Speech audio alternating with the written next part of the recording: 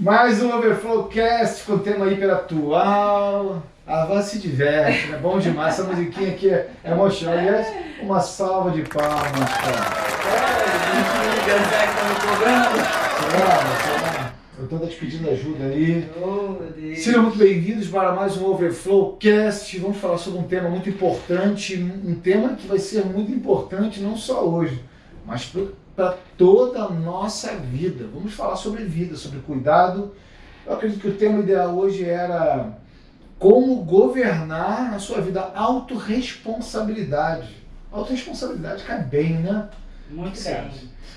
Gente, boa tarde! Sejam todos muito bem-vindos, mais um Overflowcast. Coloquem aqui, não deixem de seguir, tá?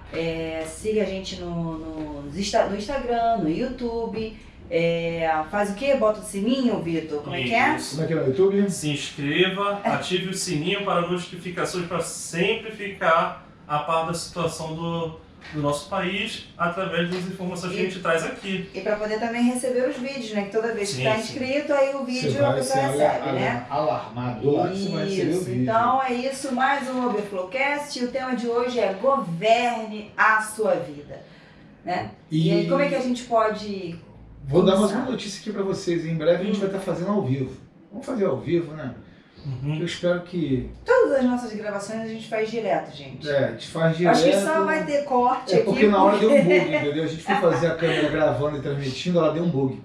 Mas a gente vai resolver esse negócio. Vamos lá. Como ter autogoverno? Como cuidar da sua própria vida? O grande problema da sociedade é que a gente sempre buscou a dependência. Eu entendo que a ausência de figura paterna, é claro, que eu sempre vou trazer responsabilidade para os homens. Por quê? Porque ser homem não, porque é um fato, né? Um fato consumado, a responsabilidade é do homem, nisso é a ausência de figura paterna, seja ela presente ou ausente, traz com que a gente não passe por um ciclo da vida. Quer ver um exemplo? O inverso.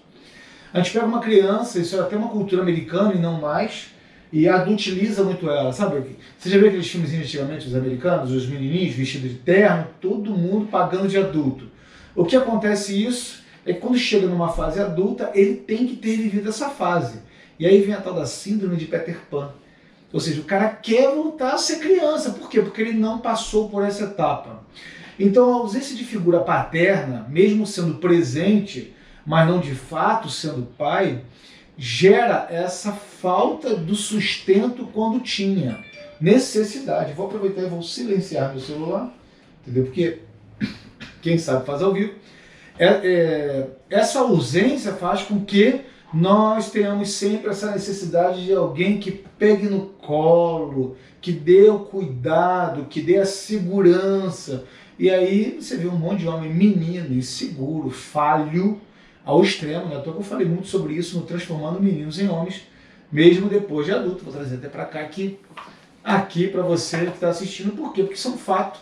A desconstrução da figura masculina fez com que criamos uma sociedade absurdamente dependente, né? Você percebe isso? Adultos dependentes?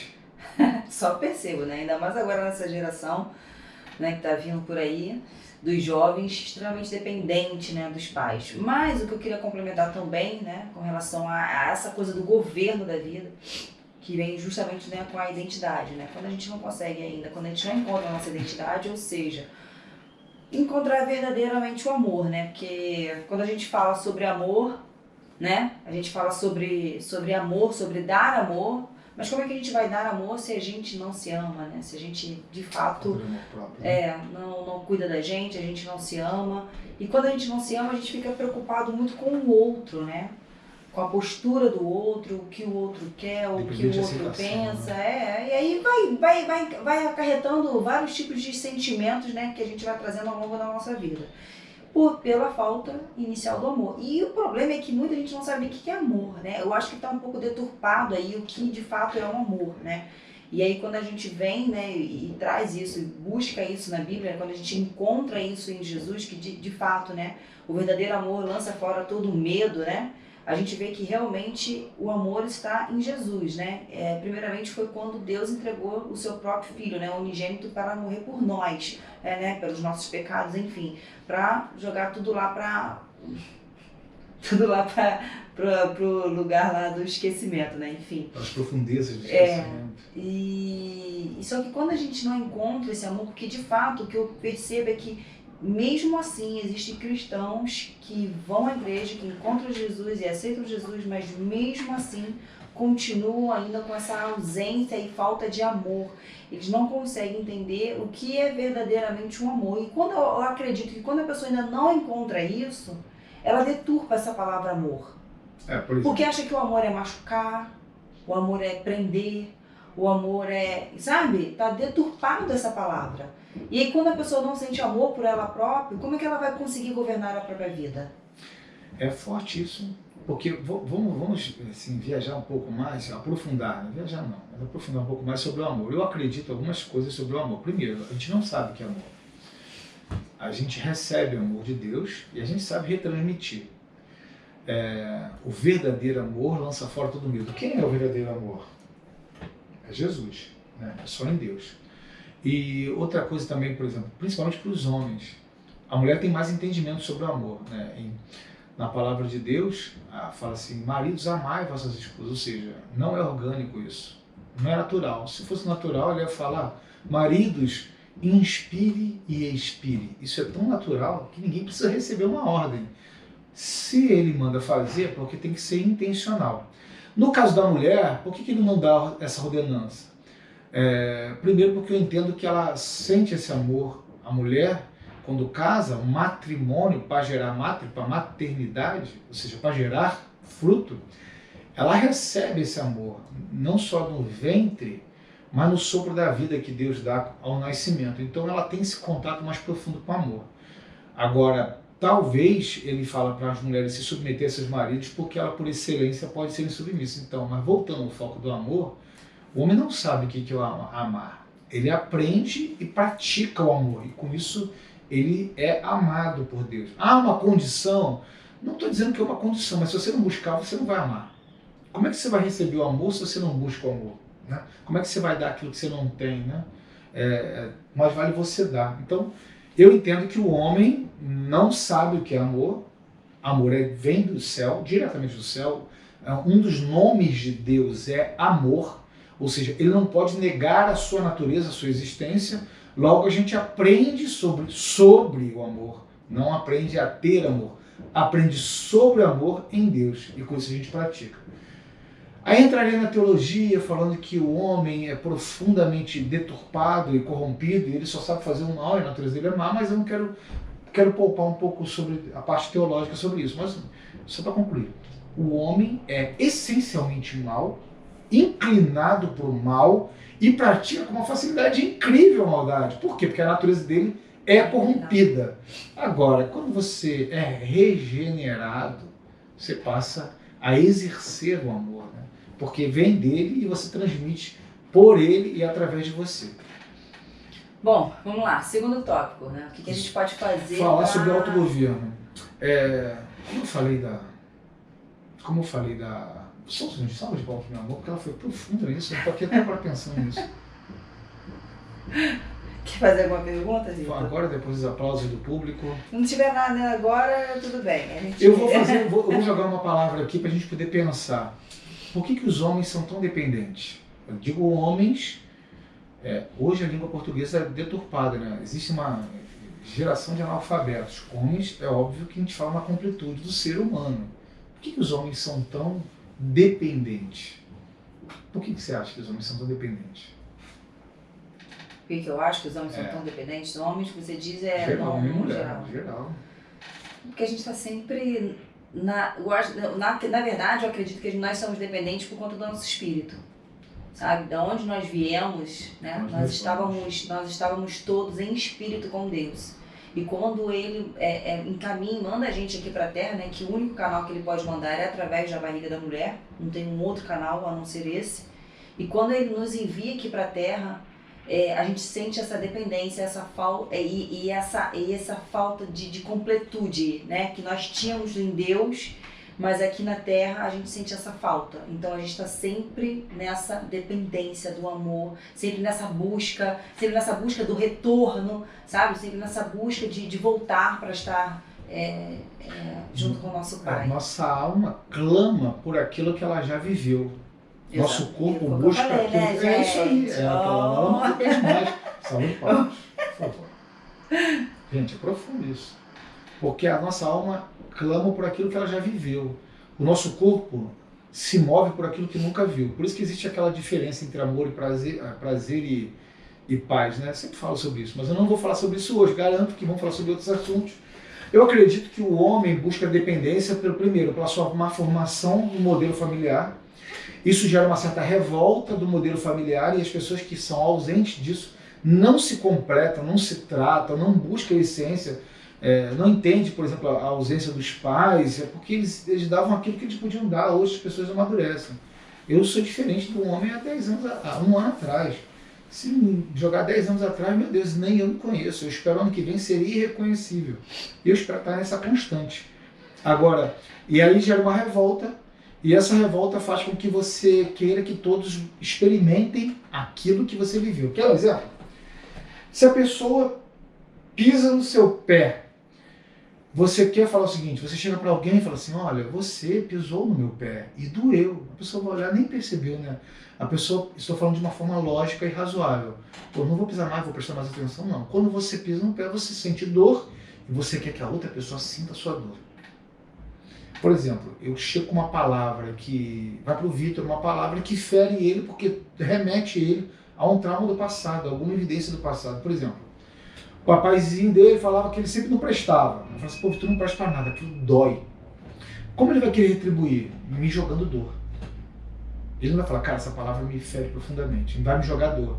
Então, se alguém não teve essa ausência de figura familiar, ela quer que você não tenha, para que você sinta o que ela sentiu. Ela não entende que isso não resolve o problema.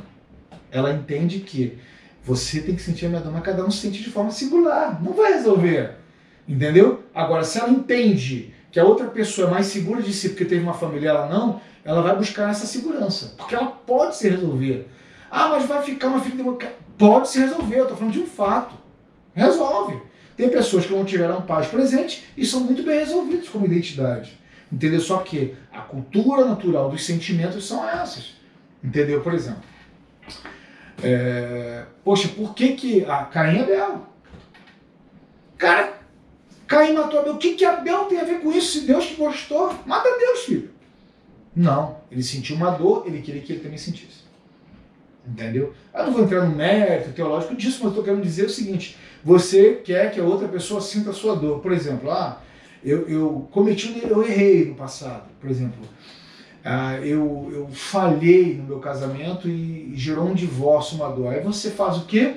Já viu aquelas amiguinhas solteiras, frustradas, doídas? Frustradas e doídas. Doa quem doeu. Ela quer que a amiga que está bem casada baixe o nível dela para ficar igual ela. Ah, que isso, se eu fosse você não aguentava. Isso não. Vem para o nosso clube de frustrantes. Agora, claro, estou falando que todas as divorciadas são frustradas? Não estou aqui para ser bloqueado por vocês. Eu estou falando que, no geral, isso é um fato. No geral, isso é um fato. Agora, tem pessoas que se divorciaram por uma questão de sobrevivência, por uma questão de realmente rejeição. Agora, no geral, a pessoa quer que você sinta a dor dela. Para quê? Para estar num estado igualitário. Simples assim. Simples e complexo. Tem alguma pergunta? Eu acho ruim quando esse tipo de coisa passa de ser algo particular de uma pessoa, né? E ela tenta contornar isso em algo cultural, ou então fazer as outras pessoas, no geral, se sentirem mal por terem tido aquilo que ela não teve. Que eu acho bizarro esse negócio de não tem que acabar com o dia dos pais, ou então tem que acabar com o dia das mães, porque eu não tive pai, ou então eu tive uma mãe ruim. Não é justo, né? Não é justo que vocês sejam felizes nesse dia, eu quero que todo mundo seja triste, igual eu. Acredito que o amor de Deus lança fora todo medo e o amor de Deus vai te suprir, tá? Se você não teve uma figura paterna, ou teve um pai tirano, malvado, ou teve um pai ausente, que negou o seu papel, um pai moleque, enfim, um monte de tipos de pais, você poderia entender que outra pessoa tem, mas é muito ruim, legal, mas você podia se completar, sabe, de outra forma, né? Sendo principalmente quem não foi para você, né? E aí eu acho que também a gente parte muito pro lado também espiritual da coisa, né? Porque... A desconstrução da família é um fato espiritual, né? porque de fato, né, quando não tem essa base familiar e aí a pessoa começa a levar isso para a sua vida, né, pessoal, e acaba acarretando isso para outras pessoas, elas esquecem, na verdade, né, que esquecem, né, porque por falta de base familiar, eu, por exemplo, também não tive base familiar cristã, então a gente vai vivendo a vida conforme a gente acredita que as coisas são verdadeiras e como nos são apresentadas, na verdade, né. É igual, às vezes não é nem por maldade da pessoa, sabe? E às vezes por exemplo, vamos supor que isso aqui é uma droga, né? E a pessoa, como é que a pessoa vai me apresentar uma droga? Caramba, isso aqui vai muito bem, isso aqui é muito bom, isso aqui vai te deixar assim. Ela não vai falar que aquilo ali vai te destruir. Não vai falar que aquilo ali vai te corroer por dentro. Ela não vai falar coisas boas, coisas positivas daquilo ali, né? Então, assim, tudo é da forma como é apresentado a realidade, né, da vida para aquela pessoa. E aí, na maioria das vezes, a realidade, que não é uma realidade, né, é mostrado para a pessoa acha aquilo ali, toma aquilo ali como uma verdade. E aí ela toma aquilo ali como uma verdade até que os seus olhos, né, o seu lado espiritual seja aberto, seja realmente... E é isso que eu tenho visto, né, na verdade, ultimamente, as pessoas... elas não entendem muito pouco, né, estão entendendo um pouco mais agora dessa parte que eu digo de sentimentos, de raiva, de amor e de ódio, enfim, né, dessa coisa toda de você tratar, de você ter domínio próprio. Eu tô percebendo que está tendo esse tipo de movimento, o que é muito bom, mas eu não estou vendo um movimento muito pro lado espiritual, né? Eu acho que o lado espiritual está ficando muito pro lado, porque as pessoas simplesmente não acreditam, acham que isso não é real. E é totalmente uma realidade, né? É uma realidade que aflige e atinge não só a pessoa em si, como uma família inteira, uma cadeia inteira, né? De pessoas que vêm nessa busca. A síndrome de Adão faz isso, né? Que a gente busca o culpado no outro. Eu acredito que essa geração agora vai experimentar muito isso, de uma busca no interno. Porque a satisfação externa, está vendo que não está chegando lá, não vai resolver. Desde a época que inventaram o anticoncepcional, nos anos 60, teve aquela revolução sexual. Revolução. Uma depravação de baixíssimo nível, se sentindo livre.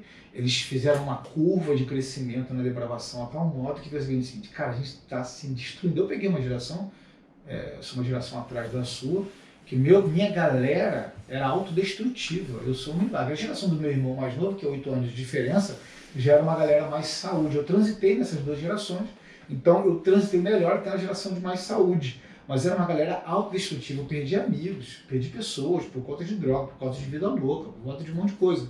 Agora, a outra geração entendeu o seguinte, cara, isso não está levando a lugar nenhum, vamos para a saúde, mas sempre buscando no externo. Agora, as pessoas estão buscando completude em si, ou seja, dentro de si. Aí você fala o seguinte, poxa, mas e onde fica a espiritualidade nisso? Quando ela chegar no seu profundo, ela vai entender que falta algo, né? E esse algo é Jesus, esse algo é Cristo. Eu quero dizer para você que sofreu esses traumas, que não adianta você multiplicar modelos de você, vai só ampliar essa frustração. Eu sou frustrado, você é frustrado, legal, você também será frustrado, e todos nós vamos ter famílias destruídas. Aplauso para isso, legal. Chegou aonde? No fundo do poço.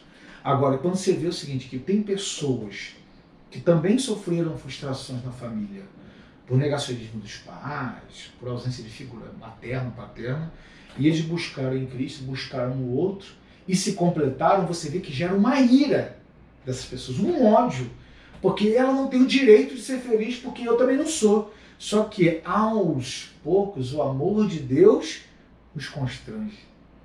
E esse constrangimento vai fazer essa busca interior. E aí eu entendo que a gente vai voltar agora para o nosso tema, a gente tem pouco tempo agora para concluir, que aí as pessoas vão buscar governar sobre suas próprias vidas e não depender do outro. Né? O que eu quero dizer com isso? Silêncio absoluto aqui, então, aplauso então. Por que não depender do outro? Porque as pessoas pretendem eleger outro para se completar. O pai, que foi ausente, no marido ou na esposa, para se completar. O governo, porque eu não cuidei da minha vida e eu tenho o direito de ter aquele que abriu mão para ter. Ou seja, alguém para ser o grande pai, Por que os maridos querem o colinho da mamãe? Porque não teve pai para dar colo. Por que as pessoas que estão frustradas financeiramente querem o colo do governo para se sustentar? Porque não teve o colo do pai para dar base para ele avançar. Ah, mas a economia, cara, eu te dou um monte de exceção a essa regra. Seja você a exceção à sua regra. A economia, o governo, o vizinho, o cachorro, o tempo da lua, o papa, a igreja culpada. Olha, síndrome de Adão, a mulher que tu me deste, o vizinho, a Bel, a culpa sempre tem que ser de alguém. Não estou falando para você ser o culpado, estou falando para você ser responsável. Porque também não adianta você trazer sobre si a culpa, mas trazer sobre si a responsabilidade vai fazer com que você seja a essência. Uma vez eu preguei para os homens, eu falei isso, e eu quero até achar esse recorte, que fala, tem as pessoas que sobressaem na comunidade e falam, a favela venceu uma vírgula. Ele se dedicou, ele pensou fora da curva, ele venceu. A favela continua sendo a favela. Ele não. Por quê? Ele se negou a seguir a manada. A favela continua sendo a mesma. A favela não venceu, não. Alguma exceção ali fez. Seja você a exceção. Simples, né? Sim. Vai dar ruim isso aí. Vai dar ruim.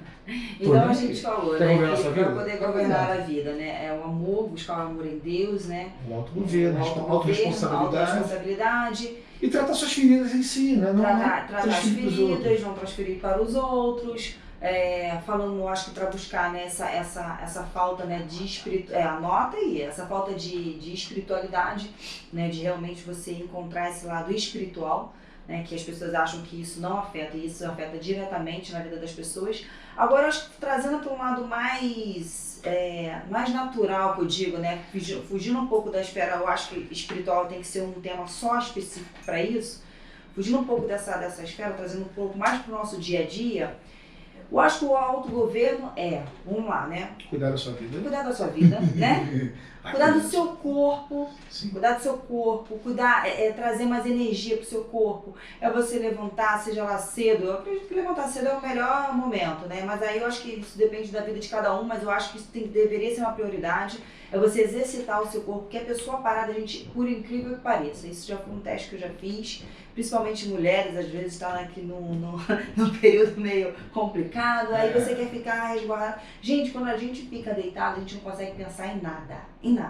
Quando você fala assim, não, agora eu vou fazer uma atividade física, nem que seja caminhar, correr, o seu cérebro, ele começa a trabalhar de uma tal forma, que parece assim, gente, eu não posso mais ficar deitado do jeito que eu tô, porque eu tenho que fazer muita coisa. Por que isso? Porque ele começa a gerar endorfina, começa a gerar serotonina, vários tipos de hormônios, né, de prazer, de felicidade, enfim, de criatividade, para que você comece a tomar isso como ação. Então, eu acho que uma das primeiras ações é essa, né, de tomar esse governo da sua vida, é você gerar isso. Porque quando você gera isso, você gera energia.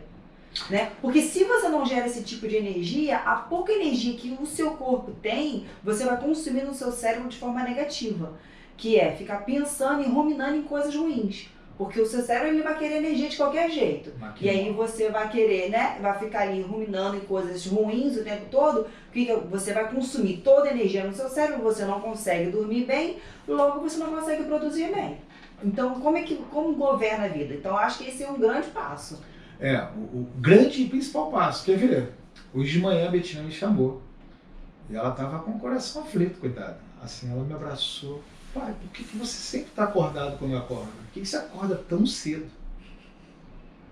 Me abraçou e ficou comovida com isso. Tipo assim, todas as vezes que ela acorda, eu já estou acordado há algum tempo. Era assim. Isso é porque ela acorda cedo. Ela acorda muito cedo. Eu tenho que ter terminado minhas atividades matinais no máximo 7 horas da manhã. Então, ela acorda muito cedo. Agora, por que eu faço isso? Porque nós somos uma máquina? Óbvio que não. Porque eu tenho um objetivo. É muito difícil você entrar em depressão se você acordar todo dia muito cedo. Se assim que você acordar muito cedo, tomar um banho natural. Banho natural não é banho gelado. Eu não tenho um botão de gelado, frio, quente, não. É natural, desligar o quente. Dá esse choque no seu corpo. É comprovado cientificamente que seu corpo desperta e libera uma série de coisas, principalmente de completude, certo? E praticar as coisas que você costuma praticar mesmo sem vontade. A vontade não é uma opção. Às vezes eu tô mal, eu vou dar uma corrida. Aí libera hormônios, libera endorfina. Quando você começa a praticar isso aí de forma intencional, eu já tratei de muita gente em depressão. Então eu estou te falando de um fato. Tá? Aí você fala assim, Rafael, para você é mole. Olha só, você não me conhece, você não sabe da minha história nada, nem uma vírgula. Você não sabe de nada, Vicente. Quer saber de um centésimo? Está no meu livro. Lê um pouquinho lá que eu falo de um cara improvável. Desse cara eu sou Joe. Então você não sabe de nada, de identidade, de uma série de ausências. Você não sabe de nada, não sabe de nada. Entendeu? Vai cuidar da sua vida. E aprende com quem cuidou. É arrogante? Isso não é um fato, né? Então tranquilo. Tá? Se isso te incomoda, vai cuidar. Então, isso faz com que você se sinta completo. Tem um cara fera nos Estados Unidos, eu não me lembro o nome dele, que ele tem um livro, um micro-livro, um pocketbook, chamado Arrume a Sua Cama. Cara, começa arrumando a sua cama. Mas pra quê? Pra ter a cama arrumada? Não. Pro seu cérebro falar assim, cara, a minha primeira missão do dia está cumprida. E agora as outras vão se cumprindo. Olha só que coisa linda. Agora você acorda, ó, vida, ó, azar. Ou então você acorda não tendo responsabilidade para nada. Nós que buscamos a nossa autossuficiência em estado de governo, podemos estar falhando e não treinando os filhos para governar a sua vida. Hoje, os meninos, os menininhos de 18, 20, 25 anos, de homens que são referência na sociedade, você olha para ele, já sabe assim, ele não tem nem a sua identidade esclarecida. Identidade, ele não sabe nem quem ele é. Ele se olha no espelho, ele é uma deturpação de identidade em existência. Verdade. Ah, você está falando do quê? Do homossexualismo? Não, eu estou falando de tudo. As pessoas se adaptam ao meio para serem aceitas. Quando você vê isso, fala assim, não tem identidade clara. Tem identidade, você fala, não me misturo com isso, não sou isso, eu sou o que Deus falou que eu sou. Ah, mas eu sou ateu. Então eu sou o que o Big Bang falou que eu sou. Pronto, Cacilda. Vai cuidar da sua vida. Quando você tem isso, você já começa a dar um grande passo. Segundo, eles acordam sem necessidade de nada. Sem responsabilidade para nada. E se acham injustos. Por que são injustos? Por que os outros também, que não têm nada para fazer da vida e não fazem nada, não têm o que eu tenho? Porque alguém pagou o preço da sua omissão. Mas enfim, quando se chegar num momento em que eles vão cuidar da sua vida, vai ser tarde demais. Mas sabe qual é o perigo, Vaza? Sabe qual é o perigo, Vitor? E quando essa pessoa chega numa idade, ele chega num movimento ativista e tem recurso financeiro, que não foi ele que gerou nada, ele movimenta as pessoas para serem réplicas frustradas que eles são. Eu me lembro que eu tratei parcialmente de dois cenários, mas isso foi muito forte. Olha só o que é uma crise de identidade. E, gente, eu não estou falando de homossexualismo, mas vou falar sobre isso. Uma pessoa que ele decidiu mudar de sexo porque ele teve relacionamentos frustrados com mulheres. E ele foi lá e operou e mudou de sexo. Mudou de sexo. Ou seja, as mulheres não entendem. E mudou de sexo. Ele começou a se envolver com homens. Eu estou falando isso de um fato, gente. Estou falando do que eu vivi. E ele foi, depois procurou e falou assim, cara, os homens não me entendem. O problema agora é que eu entendi que eu não me entendo. Eu preciso me resolver. Como eu volto atrás? Não volto. Ele fez uma cirurgia. Entendeu? Então, mas eu estou decidido em relação a isso. Cara, quantas pessoas da minha época são e são muito bem resolvidas. E essas pessoas são apagadas da mídia porque eles falam fatos. Semana passada eu fui levar minha mãe para fazer um tratamento, eu escutei numa rádio, que eu não recomendo que você escute, que uma atriz falou assim, eu nunca vi, tweetou, nunca vi mulher com mulher gerar filhos, nem homem com homem.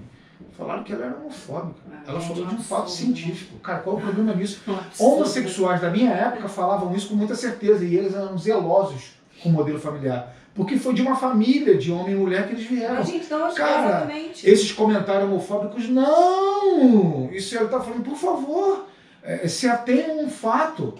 Rebatam a tese dela com um fato. Peguem um casal de mulheres e falem, gerem. Não é uma homofobia, ao contrário, querido. Eu quero dizer a você que é homossexual que está me assistindo, você é amado. Não é amado por mim. Eu não tenho a menor crise com isso. Nada, nenhuma crise com isso. Nenhuma, eu falo isso do fundo do meu coração. Nenhuma. Né? Agora, pelo amor de Deus, vão calar uma pessoa que falou de algo normal. Aliás, você que é homossexual, você veio de um relacionamento. talvez pode ter sido frustrado. Não, frustrante, tudo eu mais acho que seja. isso a gente nem deve entrar muito nesse circuito, porque assim, da mesma forma que eu vejo pessoas, infelizmente eu acredito que seja uma minoria, que leva para essa vertente, porque justamente isso, né, foi aquilo que o Vitor falou, já que eu não sou feliz, já que isso é o meu problema, eu quero que você engula isso, eu quero que você também não seja feliz, e aí acaba rebatendo por conta da dor que ele tem dentro. Como tem outros também que eu canso de ver e falando assim, gente, o que a pessoa falou, o que ela falou assim, gente, e sendo, né, De qualquer modelo, qualquer que enfim, seja. e falou assim, não, gente, mas é isso, é a realidade. Como tem- é que a gente forma filha com um homem e com uma mulher? Eu nasci com homem, de um homem e de uma mulher. Mas eu acho que a gente não tem que entrar não quero nem entrar muito nesse mérito. nesse mérito, não. Quer ver um outro assunto? Eu acho que o mérito que a gente tem que, de fato, entrar é entender isso. Por exemplo, a sua dor não tem que gerar dor em outras pessoas. O autogoverno, você se governar, é você governar os seus sentimentos, é você governar as suas ações e fazer com que as suas ações reflitam coisas boas para o universo e para as pessoas. E não ao contrário disso, sabe? Então vamos voltar para esse tópico, para a gente poder já partir para a reta final. Pensa comigo, se você busca autogoverno, seja independente. Independente de algumas áreas, independente emocionalmente. Porque o mundo pode estar caindo ao seu lado, à sua volta, em cima de tudo. Você tem que ser emocionalmente governante. Socialmente, você pode estar numa galera, multidões, ou você pode estar sozinho. Você tem que saber quem você é. Quando você sabe quem você é e aceita quem você é, você se ama. Você está tranquilaço sozinho. Quantas vezes eu saía para a praia sozinho, não tinha ninguém. Eu não tinha expectativa de ter relacionamento com ninguém. Eu estava num ambiente onde eu não tinha nenhum amigo. O simples, meu colega assim, cara, eu tenho que aprender isso. Eu ia tranquilo, porque eu tinha um relacionamento ultra saudável comigo. Exatamente. Eu ria dos meus micos, eu brincava com os meus moles. Antigamente eu me automutilava, porque eu era tão exigente comigo mesmo. Cara, será que eu deveria ter falado com aquela pessoa? Será que nada? Eu tô bem comigo. Olha, mas eu acho que isso também aprendeu um pouquinho comigo, né? Ah, Vaz, você me dá aula. Eu né, falava montes com ele no início. mas aí eu, tipo assim, eu tô falando assim, o 20º degrau, eu tô falando dos 5 primeiros degraus. Você tá numa estrela. Eu falava isso, falava assim, entendeu? Eu me lembro deixa eu mesmo. falar, deixa eu dizer, porque quando a gente sabe quem promovido nós demais, somos, né? quando nós sabemos quem nós somos, não tem o porquê ficar ouvindo um certo tipo de falácia, de blá blá blá e não sei o quê, e trazer isso de forma interna pra gente, porque o autogoverno é justamente isso, né?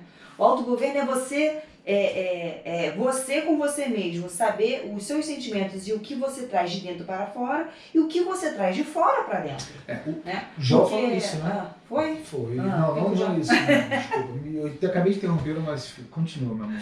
Então, você isso, o autogoverno é isso, né? Então, quando você consegue, o que eu falo também no meu livro, né? De você saber blindar a sua mente, entendeu? Quando você aprende a blindar a sua mente, que é justamente o quê? O autogoverno é você trazer a paz que excede todo entendimento para dentro de você.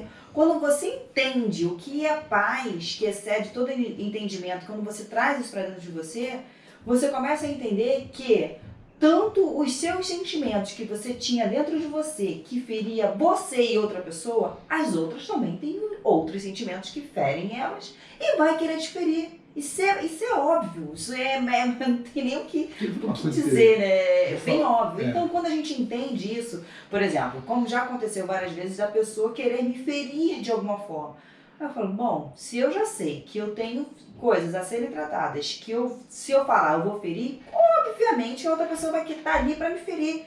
E aí cabe a mim aceitar aquilo ou não. Por isso que a blindagem da mente, ela é, como se diz? Ela é qual é a palavra? A blindagem da mente. Ela é intencional? Intencional não, ela é primordial nesse momento. Essencial, essencial. É fundamental para a sua sobrevivência, porque olha só, quando você avança, vão falar mal. Só falam mal de quem está prosperando. Só falam mal de quem está prosperando. Só falam mal. Neemias estava lá, cuidando da vida dele, fazendo as coisas lá, e o nego estava tramando contra o cara. Não tem essa. Você está avançando? Vamos, Arthur. E não vire para as costas para dar a resposta, entendeu? Não perca seu tempo. O que às vezes eu vejo é que as pessoas estão sempre muito preocupadas como ela vai ficar sendo vista na sociedade, no grupinho onde elas estão, no trabalho, seja lá onde for, na igreja, seja lá. Elas estão muito preocupadas com isso. E quando eu vejo uma pessoa muito preocupada com isso, eu percebo que ela está muito distante de Deus. Ela está muito distante do Espírito Santo, ela está muito distante da paz que excede todo entendimento. Porque sim, existem momentos em que você precisa se posicionar, mas na maioria, a única posição que você tem que ter é de joelho no chão orando para o Senhor. Sabe? Que é só dessa forma que Ele vai trazer a paz dentro do seu coração. Quando você governa sobre isso, vamos falar assim, suprir as demandas ausentes da figura paterna, que é a principal geradora de caos na sociedade. Por isso que o mundo tenta tirar a figura paterna. Segundo, cuidar, não olhar para o externo, olhar para o interno, né? Ser imune à opinião dos outros. Eu sei que às vezes uma pedrada fere, mas não te derruba. Joelho no chão. Maturidade. Maturidade é uma palavra muito ampla, né? Maturidade em todas as esferas. A espiritualidade, a gente sempre vai ter que ter a mentalidade infantil. E eu falo isso também no meu livro, sobre essa maturidade, porque eu sofri grandes perseguições, né, na empresa, grandes perseguições na igreja, em vários lugares, né? Várias perseguições em que isso é normal. Quem nunca, né, teve perseguições na vida? E o que o Espírito Santo, o que Deus me ensinou? Então, o que Deus me ensinou naquele momento em que eu sofri as perseguições, Ele me ensinou lá atrás porque eu sabia que em algum momento lá na frente eu iria continuar sofrendo perseguições, mas eu já tinha aprendido a postura lá atrás. Eu já tinha aprendido o que fazer lá atrás, sabe? Então, eu falo muito isso também no meu livro, então eu dou várias dicas com relação a isso, sobre perseguições, porque, gente, tem coisas que a gente planta. Isso é fato. Tem coisas que a gente planta e às vezes a gente nem ora a Deus porque a gente sabe exatamente aquilo que a gente plantou. Vai orar o que a Deus, né? Se foi você que plantou. Agora, quando é uma perseguição que você não planta, é uma perseguição que é algo que, assim, é desproporcional, a gente volta, né? A gente se volta para Deus, a gente se volta para Jesus e a gente sabe que Ele é que vai fazer, Ele é que vai fazer o mover, né? Mas isso aí você precisa estar realmente alinhado. Sinais que você precisa governar sobre sua vida. Sinais. Primeiro, o externo te causa impacto profundo. Algumas pancadas doem um pouco, né? Acusa o golpe, mas te ferem profundamente. Segundo, você externa sentimento por sentimento. Te fecha no trânsito, é um desafio, né? Mas como é que você reage? Se te dá uma palavra que te remete a alguma coisa do passado, como você reage? Outro assunto, a igreja impacta na sua vida, a sua necessidade de aceitação a um núcleo religioso. Você se mutila demais com um falso self? Já viu pessoas que entram na igreja e mudam a cara? Aquela velha historinha, né, que a criança fala assim, eu queria que meu papai morasse na igreja, que ele é outra pessoa, né? Tem gente que entra na igreja e fura um pneu da boca, né? Começa a falar... Vocês, parece que desce uma unção de papel de língua furada, né? Pneu furado, né? Porque espiritualiza, fala, observe vocês. E engraçado é que assim, né? não só em Deus, não só na igreja, mas em certas situações que vão acontecer na sua vida, em que Deus, você às vezes, a pessoa também tem essa coisa, né, de ser na igreja algo e dele fora ser outro. Mas às vezes a pessoa também espiritualiza tanto, tanto não sei o quê, e às vezes Deus vai te dar uma situação para que você se posicione. E se você não se posiciona, né, da forma como, né, acredito, como a palavra de Deus, aí corre sérios riscos, né? Fala, deixa eu só concluir essa linha aqui, porque tem mais umas 2 áreas para você tomar nota e verificar. Se a política também influencia na sua vida, você não cuida da sua vida, né? Se a política influencia na sua vida, você não cuida da sua vida. Se a sociedade à sua volta influencia na sua vida, você não cuida da sua vida, você não governa ela. E se o Estado, a igreja, tudo isso impacta na sua vida, cara, você precisa ter um plano de guerra, um plano de ação, para que você seja autogovernante e não porque uma mensagem que saia seja do Vaticano, do Papa, ou de uma guerra em tal lugar, ou de uma mudança de estrutura social, ou de uma mudança de estrutura política, vai impactar a sua vida. Pode gerar uma saída da zona de conforto, né? Aliás, tem um camarada cérebro que ele fala, zona de conforto não existe. E a prova está aí. Agora, se isso vai mudar a sua paz, você tem que dar uma revisada como é que está sendo a sua organização. Por exemplo, a minha família era toda de funcionário público. Nosso tempo expirou já, mas a gente vai avançar rapidinho. Era de funcionário público. Eu tenho um monte de parentes também que são funcionários públicos, né? E eles falavam, sempre reclamavam do salário, do governo, da política. Caraca, uma reclamação só. Hoje eu vejo mais uma geração da família falando sobre isso, dos parentes, né? Falando sobre isso. Cara, isso não muda em nada a minha vida. Ah, mas por quê? Tu é soberano? Não sou soberano. Cara, eu não ia aguentar.